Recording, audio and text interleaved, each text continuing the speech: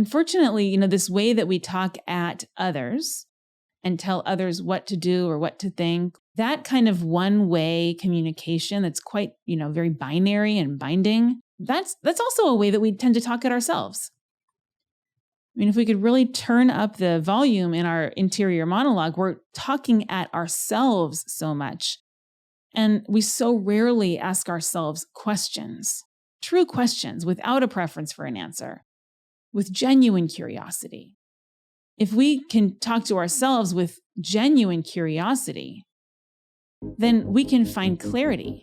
We can find answers to some of the big questions in a way that's actually spacious and easy and comes at its own pace. And the process is free, interesting, safe, and fun. Allowed. You are allowed to be whole. I'm Dr. Caneel, Joyce. I'm here to affirm that you are not missing anything. Just imagine with me for a moment that you are and always have been enough. You have always been enough. Imagine that. Allowed. When you were born, you were whole. Perfect. Then somewhere along the way, you learned that parts of you were not allowed here. What are the pieces of you that you've put into the basement? And how can you reclaim the wholeness that is your birthright? You are allowed to grow. You're allowed to dream. You are allowed to be exactly who you are and to become the next version of who you want to be. Start your journey of exploration with me right now on Allowed. You are allowed to be whole. Hello again. This is Allowed, the Conscious Leadership and Personal Growth podcast. And I am your coach, Caneel Joyce. Each episode of this podcast is like a personal, on-demand coaching session that is designed to help you shift your mindset and your life. So last week, I challenged you to make a commitment to yourself to come back to this show for each and every episode. Season 2 is designed specifically for you as a growth process. There's a really carefully constructed arc here, and I don't want you to miss anything. So please go in, open up your podcast player, hit subscribe if you have not yet, make sure episodes are downloading, and come back for each and every episode. So I'm excited that you are back and that you're keeping up that commitment to yourself. Some of this inner work is so important for you personally right now at this specific point in time. How would I know that? Well, get yourself curious about how that applies to you. And I think that will actually help you to learn some of the lessons that are in today's podcast as you learn to apply curiosity in a way that you've never learned to apply it before. So last week, you got a zoomed out view of the most vital commitments in conscious leadership, where presence is the key and also the reward, the place where you are fully alive. Presence plays an integral role in conscious leadership, and it plays a key role in your life and your leadership and your role as a CEO of your own life. These commitments that we reviewed last week are the most life-changing, leadership-growing, and presence-activating clear agreements that you can ever make with yourself. Today, you'll get some time to play in 2 of those commitments. And those commitments are radical responsibility and curiosity. Let me say that again, radical responsibility. I say it's radical, not just because I was a kid in the 80s and that's a word I do still use, but also because it is an overhaul of what responsibility means, and it is radical and awesome. Responsibility is almost exactly the same thing as power. Responsibility means that we control all that we can control. So in my curious quest to find out what I'm responsible for, what my 100% responsibility is, I find out where I have power that perhaps I have not previously been accessing. So ask yourself that question right now. Where do you possibly have power that you have not previously been accessing? Where might you have even more radical responsibility than you thought was even possible? Now, it's helpful to contrast that type of a commitment to 100% responsibility with how we feel when we are below the line in a place of victimhood and threat, and perhaps a lot less curious about what is our responsibility. When we're below the line, we're much more apt to, be in drama. And from drama, we look for who's to blame. That would be the villain role. We look for how this is not my fault. That would be the victim role. We look for how we were helpless, victim. And we look for how we can help solve everybody else's problems. And that would be the hero. Sometimes we even hero ourselves and we look for how can I not take responsibility for things that are possible for me to control? And instead, I try to numb out, ignore, escape, avoid actually dealing with things in a creative way that is in service and that takes advantage of my responsibility and control. And instead, from hero, we look for how can I create temporary relief? So these three roles, the hero, the victim, the villain, we've reviewed this many times before, but it never hurts to go back to it again, that is the drama triangle. And that is by definition what we're in when we're in a chronic state of threat, which by the way is, welcome, the human condition. So what do we do about that? And why do we care? Well, when we are in that below the line state, that's when suffering ensues. And we do not have access to our full power, creativity, knowledge, learning, wisdom, love, spaciousness, joy, full aliveness, presence, and flow. It's not bad though. It's where a lot of our learning happens. We get lots and lots of goodies down there. What? You get goodies when you're below the line? Absolutely. Don't fall prey to the fallacy that below the line is a bad or wrong place to be. I just want to give you a flavor of the different experiences. But below the line, we get lots and lots of rewards, which often helps it to become a much more sticky and even addictive place to be. And today, that's one of the things I want you to start getting curious about, is what are the goodies that you're getting when you're below the line? The rewards that we get for being in drama are we can be seen as a hero. We can avoid suffering temporarily. We get a huge rush of a bunch of neurochemicals that are known to be addictive, including chemicals associated with stress and panic and, dopamine addiction, right? All of that like juicy, juicy life stuff that is part of the human experience. And so I want us to start looking at, okay, when I am taking actions that bring me below the line, and I was there this morning, shortly before I came in and started recording this, somehow I am creating these drama situations. So I start getting curious about how am I creating drama and what are the rewards that I'm getting when I do?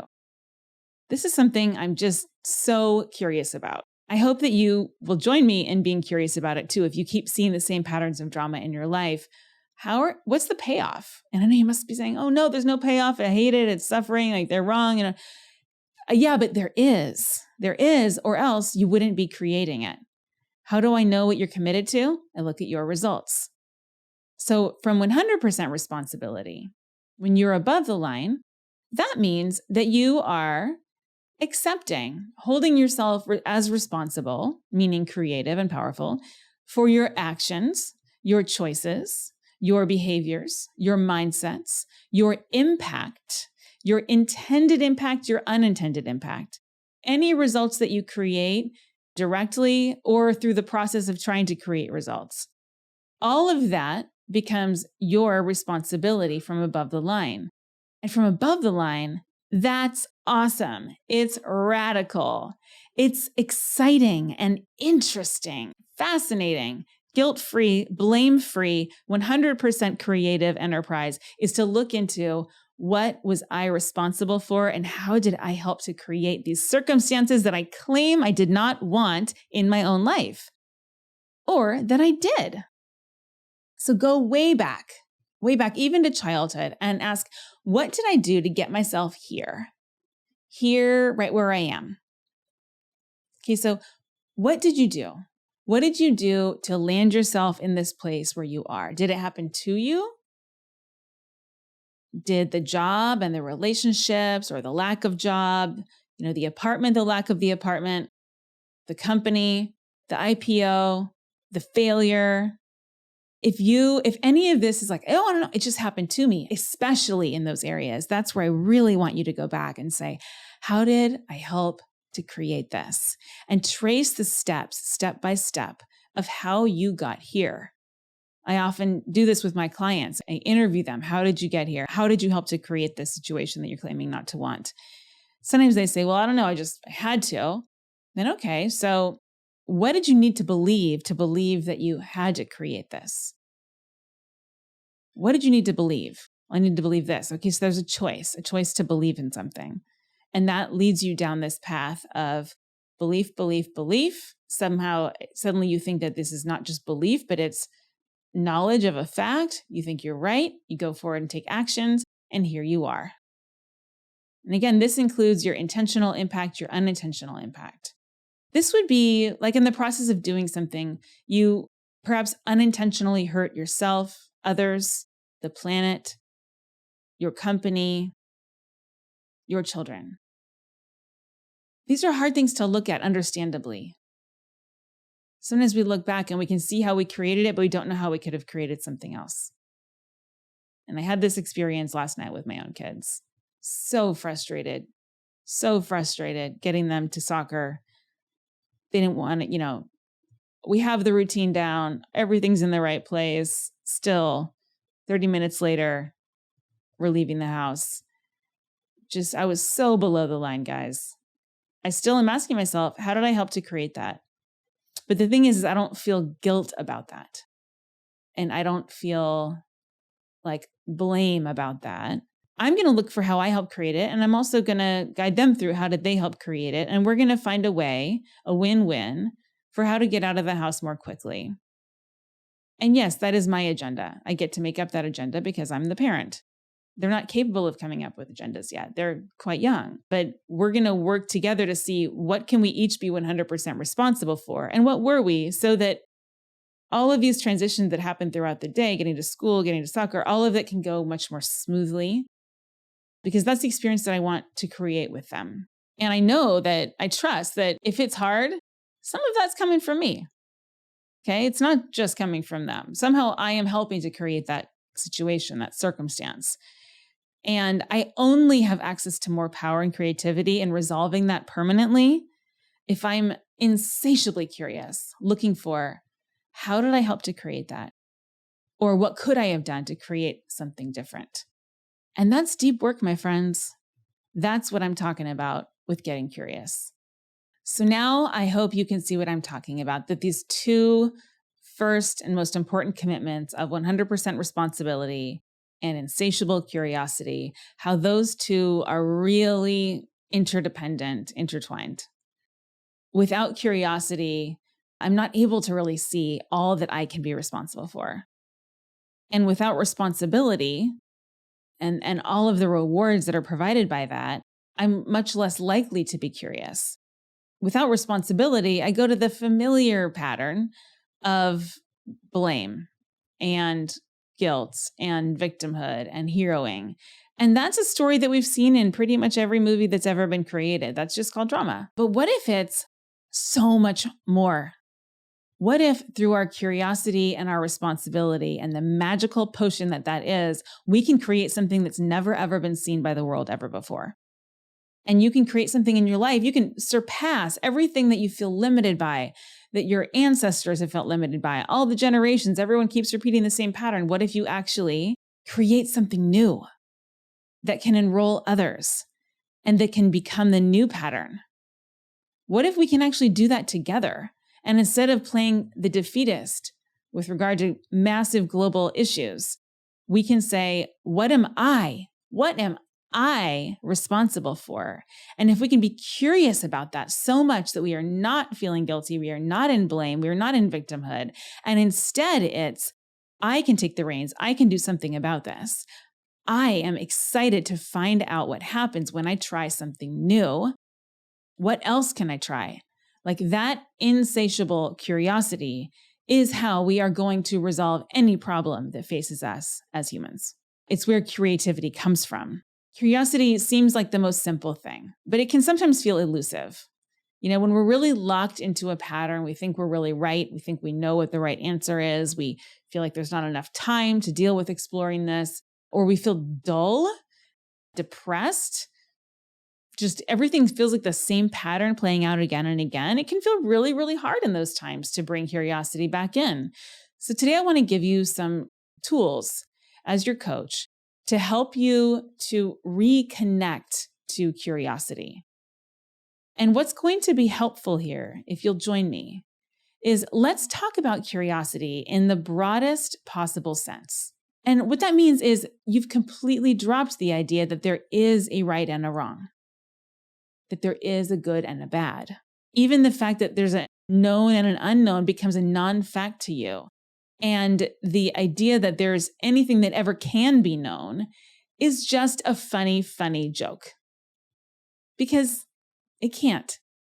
I think that the heart of curiosity is we embrace the life experience of the one who does not know anything. That means you've completely dropped the idea that there is a better answer, a worse answer, a better way things could be, or a worse way things could be. That there's a should and a shouldn't that gets completely dropped. That there's a can and can't gets completely dropped. That there's a right and a wrong way even to approach this exercise gets completely dropped. It seems like a paradox because I am giving you some challenging instructions here, but yet I want you to say, okay, so wherever I am with regard to this, however possible this feels to me right now, would I be willing to trust that there's not a right and a wrong place to be with regard to my level of curiosity? Would I be willing to play and just see, maybe I don't know everything about what's possible. Maybe there's something else out there for me.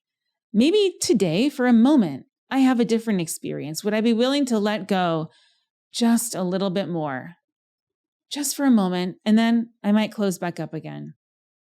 But in that moment, would I be willing to allow a new experience in? That means that you're releasing the idea that you need to be in control. And a really pivotal way to unlock that is to recognize that you never have been. You never have been in control. You can only control the very few things that are yours to control. Your mindset, your choices, your behaviors, where you put your focus, your willingness to question your own beliefs, the willingness to notice your stories, to question your stories. These are things where you can bring your will into, but the question is, are you willing? And that's something that's much more useful in my experience to be curious about than judgmental about. So let's release that idea that if you were in control, everything would be better. Okay? Let's release the idea that if someone else were in control, everything would be better. And instead, just ask yourself these questions.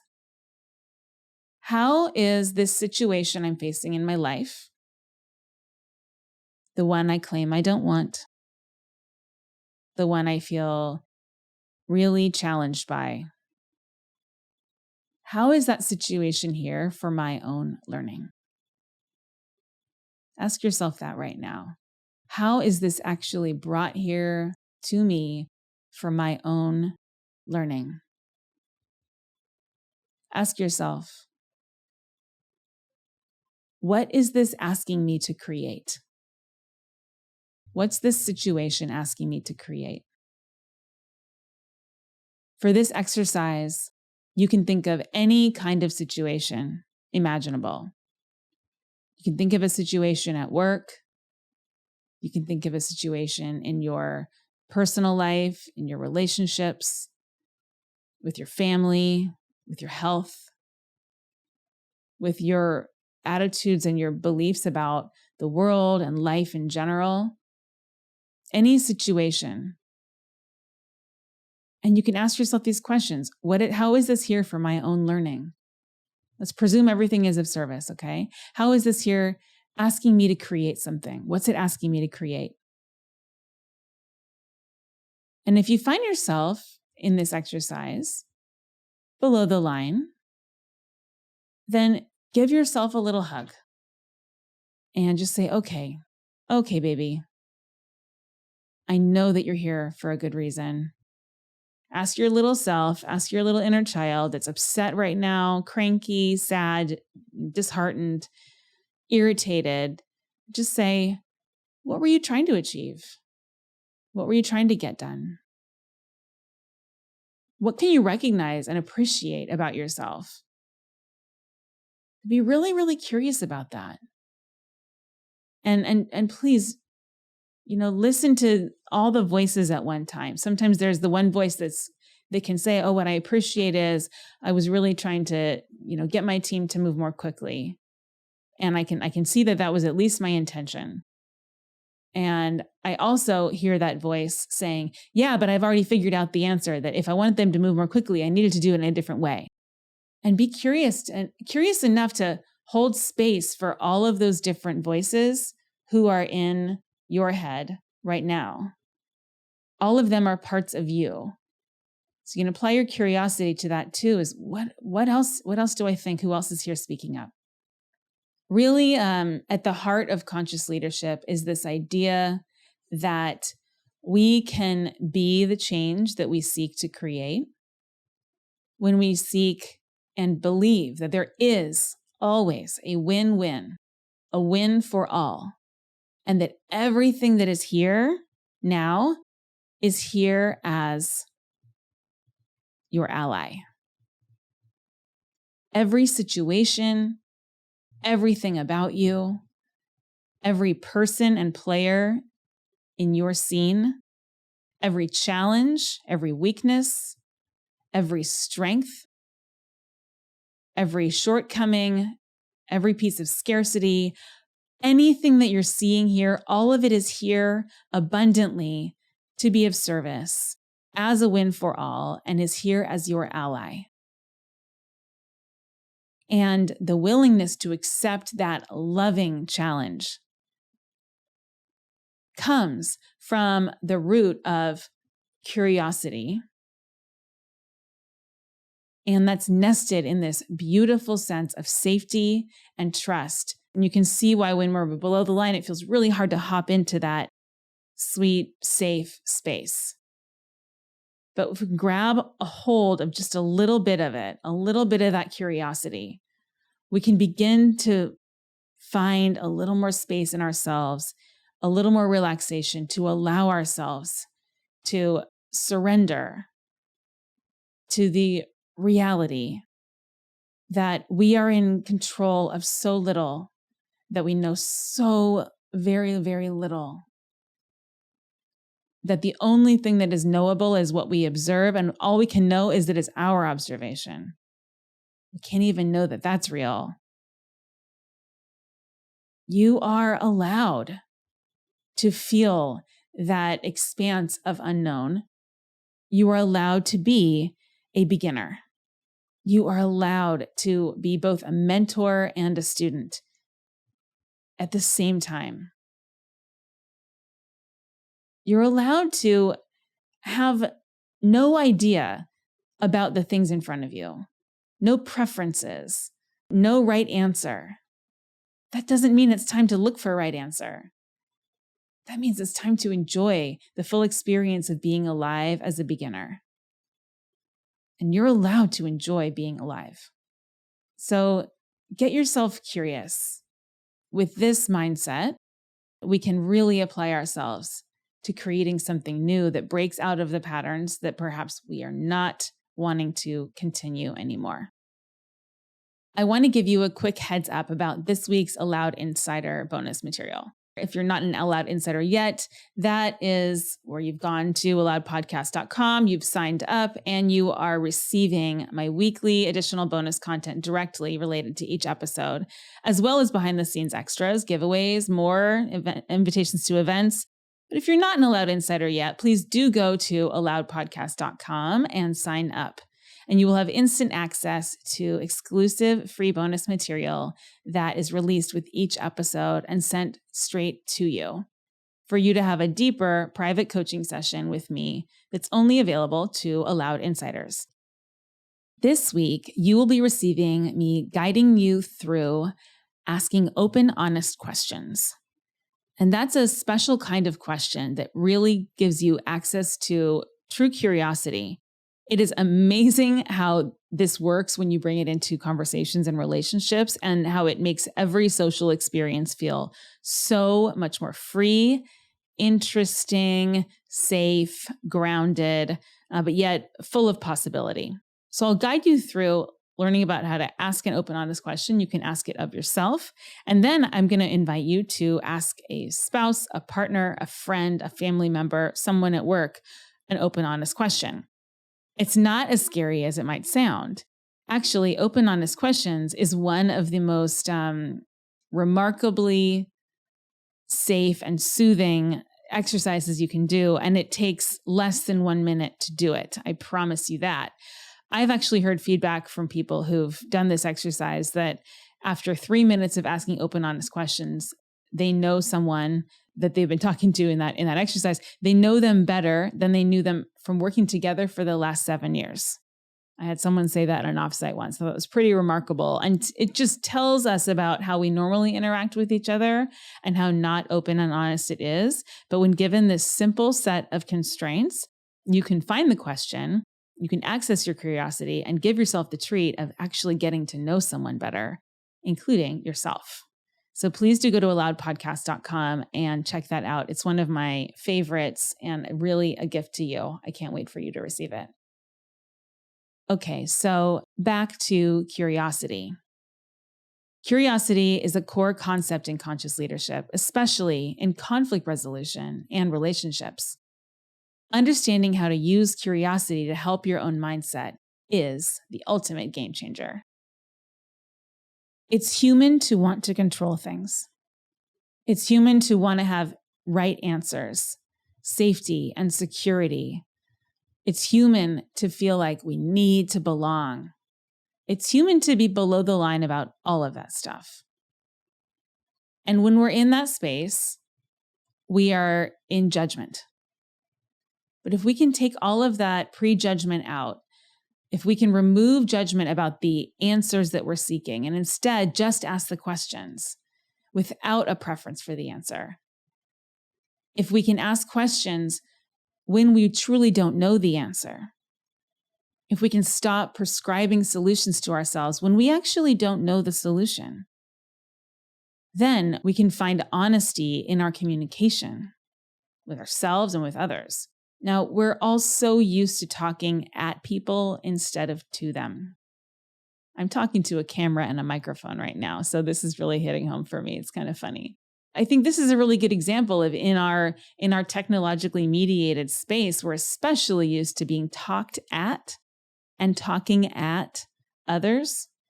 Unfortunately, this way that we talk at others and tell others what to do or what to think, or we act like we don't have any opinion there. And we say, okay, well, my job now is only to listen. That kind of one-way communication that's quite, very binary and binding. That's also a way that we tend to talk at ourselves. I mean, if we could really turn up the volume in our interior monologue, we're talking at ourselves so much. And we so rarely ask ourselves questions, true questions without a preference for an answer, with genuine curiosity. Like we really, really want to know the answer, but we don't. If we can talk to ourselves with genuine curiosity, then we can find clarity. We can find answers to some of the big questions in a way that's actually spacious and easy and comes at its own pace. And the process is free, interesting, safe, and fun. People often look at leadership skills as relational. Okay, we think about leadership skills as my leadership impacts others. But we forget that leadership is first applied to ourselves. This is especially useful when you are practicing a skill like getting curious. How can looking at yourself in a curious and non-judgmental way help you with your inner work, your personal growth and self-development? Well, it helps because you shift away from that drama, blame cycle in your inner conversation, and you can shift into a place of responsibility and empowerment.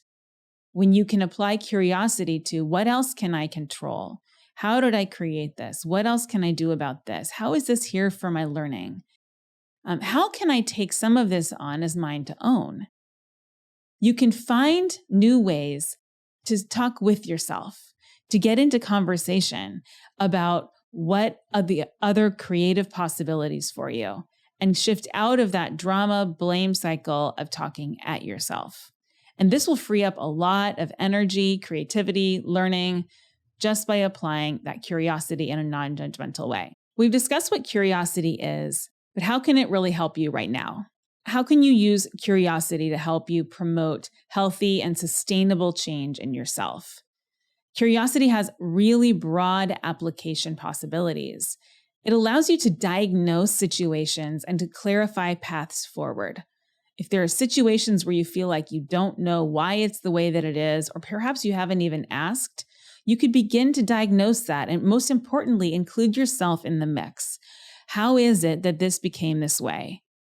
What part did I play in choosing this situation?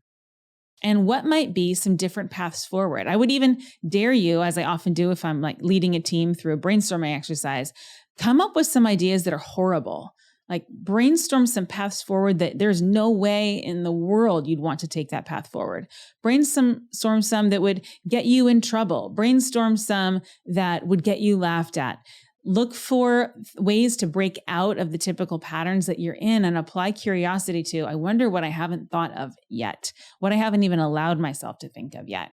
So for example, you can think of ways through your professional development goals this way.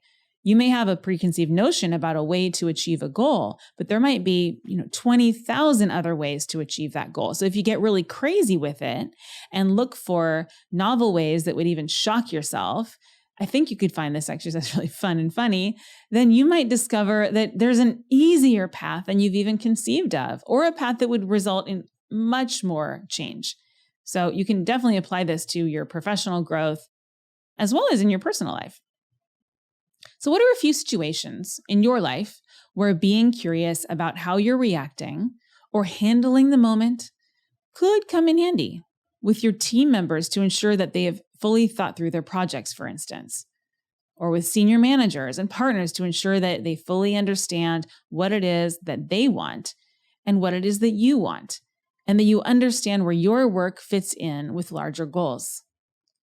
If you could enter those types of sometimes intimidating, threatening, boring, irritating conversations, you could actually make those really interesting, productive, efficient, game-changing, and create sustainable, lasting results that empower everyone. You may be asking yourself, how can asking simple questions about my motivations and what I actually have done to create this, how can that actually help me catapult into real and lasting change? Well, curiosity facilitates, meaning it makes easier a greater level of clarity.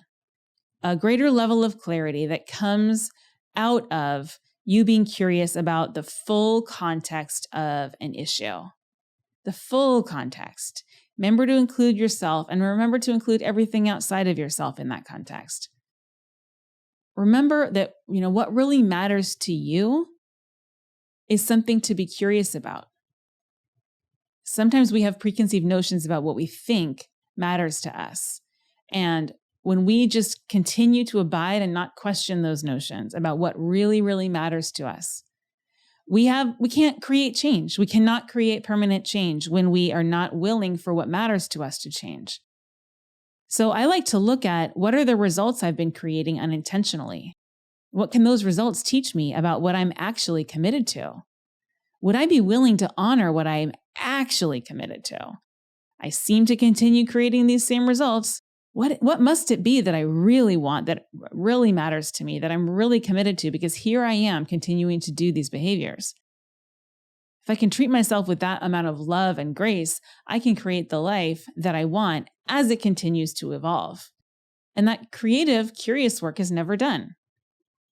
Curiosity can help us break out of bad habits and thought patterns that don't serve us anymore. How can being curious help you out of your mindset ruts? How can it help you understand the deeper level causes, the more fundamental truths, and access those higher level outcomes? So I want to give you a couple of exercises here, a couple of quick tools that you can use to bring curiosity into your daily life and help you to be the leader that you so want to be and to be that best leader that you know that you are. First, sentence stems. We've covered these in previous episodes. I love sentence stems. Sentence stem is simply a fill in the blank sentence. So I start a sentence and it's basically a question hidden as a sentence. You're going to complete the question. And you can use these to ask yourselves at least one question daily. This could be your morning prompt for journaling. This could be something that you ask yourself just as a way to make your morning run a little bit more productive and interesting, and do some of your self-work while you're doing something else. It could be a shower, it could be gardening, it could be, racing through your house, whatever. It's no judgment here, okay? It's okay. I'll give you a couple of examples. Okay. Something that I'm really curious about myself today is, all right, now if that one stumps you because you're like, well, I'm not really curious about anything about myself, all the more reason to sit with the sentence stem and find a way to answer it honestly and truthfully. Here's another sentence stem. If you really, really know me, then you would know, fill in the blank.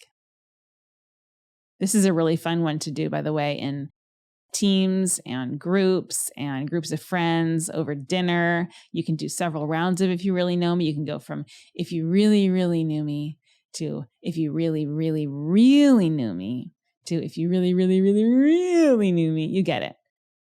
You might really surprise yourself as you begin to open up with this and find out the things that you didn't even really quite realize you knew about yourself as you reveal. And it's very fun to do it with others. Okay, one less sentence stem. Something about myself that I'm working on right now is. Now, you may be consciously working on something or non-consciously working on something, but find out whatever that thing is and find an answer. You'd be amazed how much is happening non-consciously. When you ask yourself these questions, you get to discover you're doing so much more work than you probably realize you're doing. You're doing so much more good stuff for your service, for everyone else's service. You are doing so much more. And if you take that time and just ask yourself a simple question, it's honestly a few moments to get curious and find the answer, you'd be surprised that you can probably answer any question that there is out there and learn something in the process. Another thing that you can do to work on your level of curiosity is practicing asking open, honest questions. This is a coaching skill. It's also just a good conversation skill. What is an open, honest question? An open, honest question is one that is open, meaning it's open-ended. It's not a yes or no, red or blue. It is one where it's going to start a conversation. So that's element number one. The second thing is the question is honest, meaning I honestly have this question. I'm genuinely curious about it.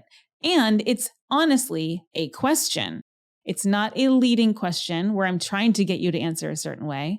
It's not a question where I have a preference about what the right and wrong answer is.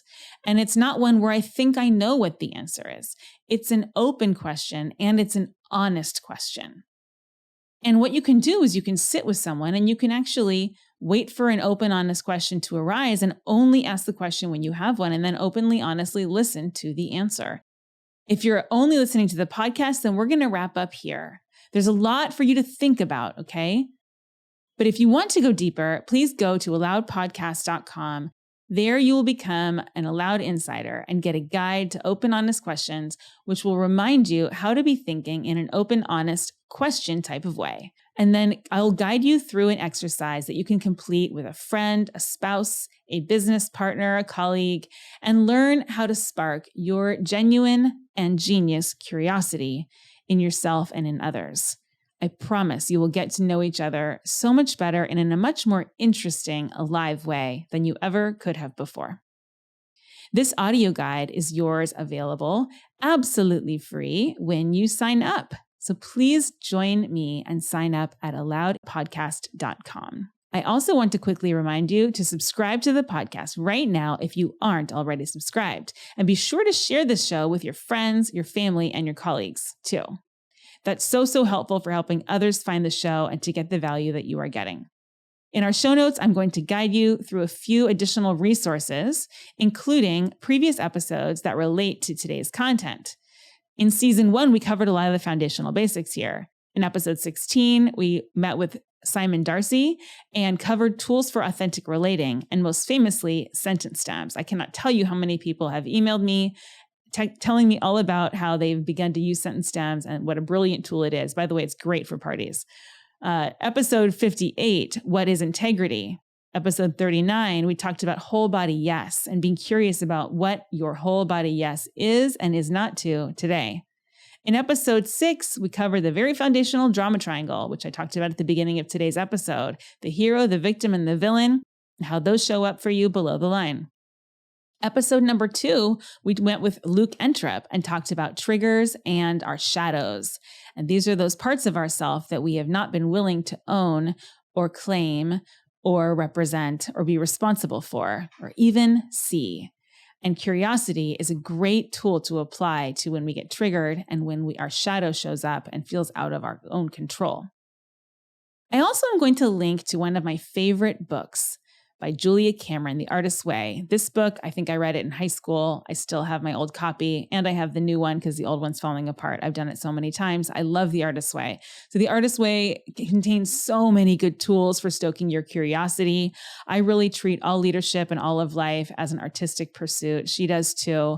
And this is where, my morning pages practice comes from. She's got a really cool tool called the Artist Date, where you take your artist out on a date. That's your inner self, by the way. And you just use it as a place to get inspired and to stoke your curiosity. Love, love, love that book. I will link to that and to her work. And I want to say a nice, warm goodbye. Thank you so much for being here today, for showing up for yourself. When you show up for yourself, you are showing up for others, and you dedicating the time means a whole lot. Thank you for being here with me. Please become an Aloud Insider at aloudpodcast.com. And I'll see you next week at your next session. Hey, kiddos. Where are we going? I need to watch my movie. Oh!